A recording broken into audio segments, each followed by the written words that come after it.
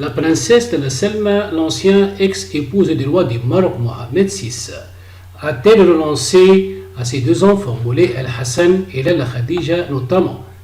La désormais ex-première dame du Maroc, de la Salmanie Ben-Nemi, est toujours au centre de toutes les attentions, au royaume certes, mais aussi et surtout à l'international, où sa disparition continue d'intriguer, morte vivante.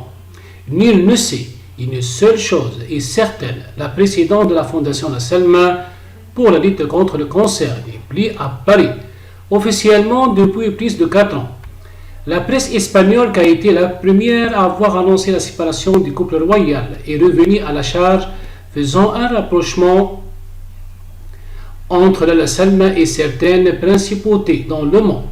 La raison évoquée, les cas notamment de Haya de Jordanie, Sarah Ferguson, et autres Alexandra du Danemark, que le journal a décrite comme quelques exemples de princesses qui ont renoncé à la couronne, faisant allusion à la Selma.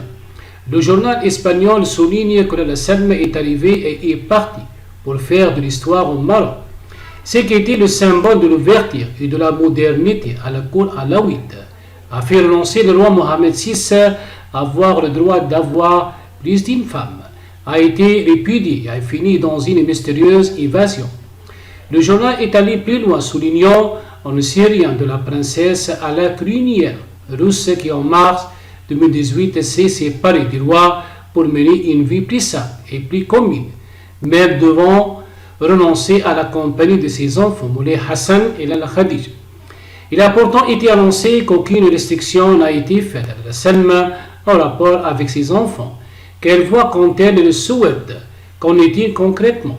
La Selma voit-elle ses enfants? A-t-elle renoncé à la compagnie de sa progéniture? Toute une série de questions sans réponse. Du côté du palais de Rabat, c'est le mythisme total s'agissant de la question de la Selma qui à ce jour reste un mystère.